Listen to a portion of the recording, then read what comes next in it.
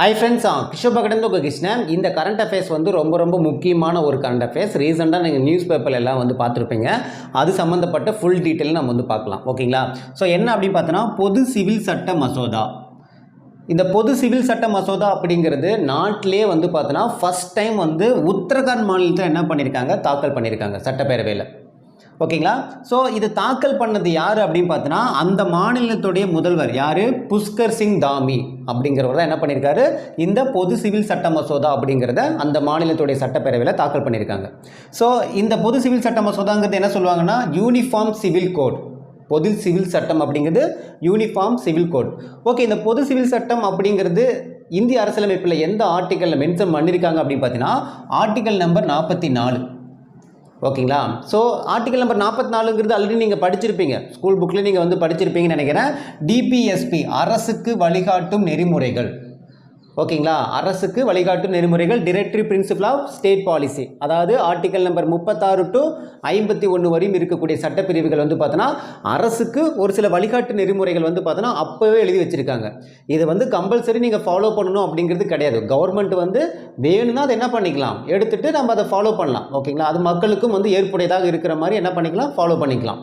So அதுதான் வந்து பார்த்தோன்னா directory principle of state policy, அரசு வழிகாட்டும் நெறிமுறைகள். அதுக்குள்ளே இருக்கக்கூடிய ஆர்டிக்கல் தான் ஆர்டிக்கல் நம்பர் 44. அதுதான் வந்து இந்த பொது சிவில் சட்டம் சம்பந்தமாக சொல்லுது. புரியுதுங்களா? சரி, ஓகே. இப்போ இந்த பொது சிவில் சட்டம் வந்து இந்தியாவிலே வந்து பார்த்தோன்னா ஃபர்ஸ்ட் டைம் வந்து பார்த்தோன்னா உத்தரகாண்ட் மாநிலத்தை வந்து அமல்படுத்துகிறாங்க. ஓகே, இந்த பொது சிவில் சட்டம் கொண்டு வரதுக்கு முன்னாடியே இது சம்மந்தமாக வந்து மக்கள்கிட்ட வந்து பார்த்தோன்னா கருத்து கேட்குறது, ஸோ அது மூலமாக என்ன ஏதுங்கிறது அது சம்மந்தமாக ஆராய்ச்சி பண்ணி ஆராய்ந்து அது மூலமாக அறிக்கைகள் வந்து தாக்கல் பண்ணுறதுக்காக முன்னாள் உச்சநீதிமன்ற நீதிபதி தலைமையில் ஒரு குழு வந்து அமைச்சாங்க. அது யாரோட தலைமையில் அப்படின்னு பார்த்தோன்னா, ரஞ்சனா பிரகாஷ் தேசாய்.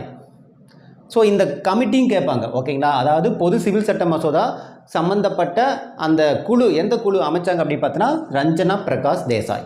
ஓகே, இப்போ இந்த பொது சிவில் சட்ட மசோதாங்கிறது எல்லாருக்குமே பொதுவானது தான். பட் ஒரு சிலருக்கு அப்படிங்கும் போது அது யாருக்கு விலக்கு தெரிவிக்கிறாங்க அப்படின்னு பார்த்தோன்னா, பழங்குடியினருக்கு. ஸோ அவங்களுக்கு இந்த சட்டம் வந்து பார்த்தோன்னா செல்லுபடி ஆகாது, அதாவது அவங்களுக்கு இது பொருந்தாதுங்கிற மாதிரி சொல்லியிருக்காங்க. யார், உத்தரகாண்ட் மாநிலத்தில். ஓகேங்களா? சரி, ஓகே. இப்போ இதுதான் ஃபஸ்ட் டைம் வந்து இந்த பொது சிவில் சட்டம் வந்து இந்த மாநிலத்தில் இருக்கான்னா இல்லை, இதுக்கு முன்னாடி வந்து பார்த்தோன்னா இப்போ வந்து கோவாவாக இருக்குது. ஆனால் போர்ச்சுகீசியர் ஆட்சி காலத்தில் இருந்த அந்த பொது சிவில் சட்ட மசோதா, அதாவது பொது சிவில் சட்டம் வந்து பார்த்தோன்னா இப்போ வரைக்கும் கோவாவில் வந்து என்ன பண்ணிகிட்ருக்காங்க, ஃபாலோ பண்ணிகிட்ருக்காங்க. ஆனால் அது எப்போ, சுதந்திரத்துக்கு முன்னாடி போர்ச்சுகீசியர்களுடைய ஆட்சி காலத்தில். அப்போ கேள்வி எப்படி கேட்பாங்கன்னா, சுதந்திர இந்தியா, அதாவது இந்தியா சுதந்திரம் பெற்ற பிறகு நாட்டிலேயே முதல் முறையாக பொது சிவில் சட்டம் வந்து பார்த்தோன்னா அமல்படுத்தியது எங்கன்னு பார்த்தோன்னா உத்தரகாண்ட் மாநிலத்தில் தான். ஸோ இப்போ தான் வந்து தாக்கல் பண்ணியிருக்காங்க. பட் அதுக்கு அடுத்து வந்து பார்த்தோன்னா ஃபர்தராக அடுத்தடுத்த இது வரும்போது நமக்கு தெரிஞ்சிடும், இன்றைக்கி நாளைக்குள்ளே மேக்ஸிமம் தெரிஞ்சிடும். ஓகேங்களா? சரி, ஓகே. இப்போ இந்த பொது சிவில் சட்டம் மசோதா மூலமாக என்னென்ன இதில் இருக்கக்கூடிய சிறப்பு அம்சங்கள் என்ன அப்படின்னு பார்த்தோன்னா, ஃபஸ்ட்டு பலதாரமான, ஓகேவானது, பலதார திருமணத்துக்கு வந்து பார்த்தோன்னா என்ன பண்ணியிருக்காங்க, தடை விதிச்சிருக்காங்க. அதுக்கப்புறம் வந்து பார்த்தோன்னா மறுமணம், அப்புறம் விவாகரத்து சம்மந்தப்பட்ட ஒரு சில பொது விதிகள் வந்து என்ன பண்ணியிருக்காங்க, இதில் டீட்டெயில்டாக வந்து பார்த்தோன்னா கொடுத்துருக்காங்க. ஓகேவா? நம்ம ரொம்ப டெப்த்தாலாம் போக தேவையில்லை, மேலோட்டமாக என்னங்கிறது பார்க்கலாம். இது ஹைலைட்டடான பாயிண்ட்ஸ் என்ன அப்படின்னு பார்த்தீங்கன்னா, இந்த லிவிங் டுகெதர் இருப்பாங்க. ஸோ லிவிங் டுகெதர்னா என்னது, ஸோ மேரேஜ் பண்ணிக்காமல் ஒன்றாக இணைந்து வாழக்கூடியவங்க. ஓகேங்களா? ஸோ அவங்களுக்கு ஒரு சில விதிகள், ரூல்ஸ் வந்து பார்த்தோன்னா இதில் என்ன பண்ணியிருக்காங்க, விதிச்சிருக்காங்க. என்ன அப்படின்னு பார்த்தோன்னா, அந்த லிவிங் டுகெதரில் இருக்கிறவங்க கண்டிப்பாக வந்து என்ன பண்ணணும் அப்படின்னா பதிவு பண்ணணும். அவங்க கவர்மெண்ட்டில் வந்து பார்த்தோன்னா நாங்கள் லிவிங் டுகெதரில் இருக்கோம் அப்படிங்கிறது பதிவு பண்ணணும் அப்படின்னு சொல்லியிருக்காங்க. ஸோ அது இல்லாமல் வந்து பார்த்தோன்னா 18 வயதுக்குள்ளே இருக்கக்கூடாது. லிவிங் டுகெதரில் இருக்கிறவங்க 18 வயசுக்குள்ளே இருக்குதா அவங்களுக்கு வந்து பார்த்தோன்னா சட்டப்படி அவங்க வந்து ஒரு குற்றம் செஞ்ச மாதிரி தான். ஸோ அப்போ 18 வயதுக்கு மேலே தான் இருக்கணும், 18 வயசுக்கு இருக்கக்கூடாது, 18 வயசுக்குள்ளே இருக்கக்கூடாது. ஓகேங்களா? அதுக்கப்புறம் இப்போ 18 வயசுக்கு மேலே இருக்கீங்க, ஓகே, அதுலேயும் 21 வயசுக்குள்ளே இருக்கீங்க அப்படின்னா, இப்போ எனக்கு வந்து ஏஜ் 19, 20 இல்லை 21ன்னு வச்சுங்களேன். இந்த 3 ஏஜில் நான் இருக்கேன் அப்படின்னா நான் என்ன பண்ணால், நான் லிவிங் டுகெதர் இருக்கிறேன்னா நான் கண்டிப்பாக எங்கள் அம்மா அப்பா கிட்ட நான் இன்ஃபார்ம் பண்ணியிருக்கணும். ஓகேவா? ஸோ அதான் இங்கே போட்டிருக்கேன் பாருங்கள், பிலோ 21 ஏஜுக்குள்ளே இருந்தீங்கன்னா கண்டிப்பாக நீங்கள் பேரண்ட்ஸ்கிட்ட இன்ஃபார்ம் பண்ணணும். ஓகேவா? அப்படி இருக்கிறதுக்கு நீங்க இது இல்லாமலே இருக்கலாம் அப்படிங்கிற மாரி சொல்லியிருக்கலாம். ஓகேங்களா?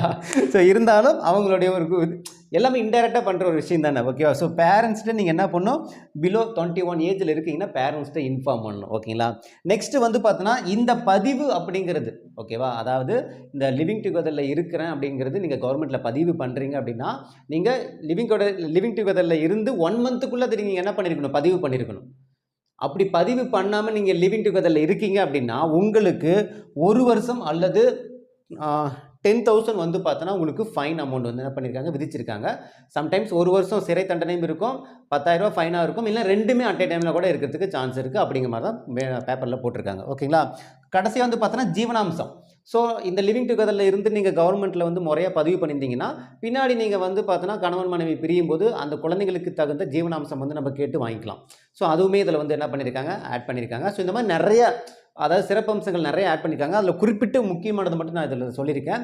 அடுத்தடுத்த இன்ஃபர்மேஷன் வந்து உங்களுக்கு நான் வந்து இதில சொல்றேன். ஓகேவா? ஸோ ஏன்னா இதில வந்து பார்த்தோன்னா, இந்த அத்தை முறை, மாமன் முறை வரக்கூடிய அவங்கள வந்து பார்த்தோன்னா, திருமணம் வந்து தடை பண்ற மாரிலாம் இதில போட்டிருக்காங்க. அத நான் டீட்டெயில்டா பார்த்து நான் சொல்றேன். ஓகேவா? இன்னைக்கு வந்து நியூஸ் பேப்பர்ல இருக்கக்கூடிய இன்ஃபர்மேஷன் மட்டும் தான் நான் சொல்றேன். ஸோ இந்த அத்தை புள்ள, மாமன் புள்ளைலாம் கல்யாணம் பண்ணுவாங்கல்ல, தாய் மாமன் புள்ள அப்படிங்கிற மாரிலாம். ஸோ அதெல்லாம் பண்ணக்கூடாது அப்படிங்கிற மாரிலாம் இதில வந்து மென்ஷன் பண்ணியிருக்காங்க. ஸோ இது ஒன்ஸ் வந்து தாக்கல் பண்ணியிருக்காங்க. இது சட்டமா மாறும்போது ஓகேவா? இது ஒவ்வொரு மாநிலமும் அடுத்தடுத்து கொண்டு வருவாங்க. ஓகேங்களா? ஃபர்ஸ்ட்டு வந்து உத்தரகாண்ட் மாநிலத்தில கொண்டு வராங்களா? ஸோ ஒவ்வொரு மாநிலமா கொண்டு வருவாங்க. ஆக்சுவலா பொது சிவில் சட்டம் அப்படிங்கிறது என்னன்னா, இப்போ ஒவ்வொரு மதத்துக்கும் சரி ஓகேவா? ஒவ்வொரு சட்ட விதிகள் இருக்கும். இப்போ இந்து வாரிசுரிமை சட்டம்னு இருக்கும். ஓகேவா? அப்புறம் ஷரியத் சட்டம் அப்படின்னு இருக்கும். ஸோ ஒரு சில சட்டங்கள் வந்து அந்தந்த மதத்துக்குன்னு குறிப்பிட்டிருக்கும். ஸோ இந்த சட்டம் அப்படிங்கிறது இது எல்லா மதத்துக்கும் பொதுவானது. எல்லாருமே கம்பல்சரி இத ஃபாலோ பண்ணுங்கிறமான ஒரு பொது சிவில் சட்டம். அதான் பொது சிவில் சட்ட மசோதான்னு சொல்றாங்க.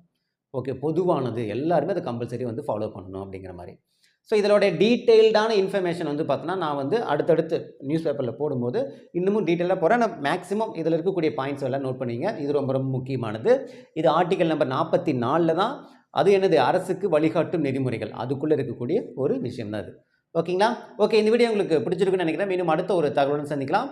இது கிஷோர் பாக்கடந்து உங்க கிருஷ்ணன். Thank you.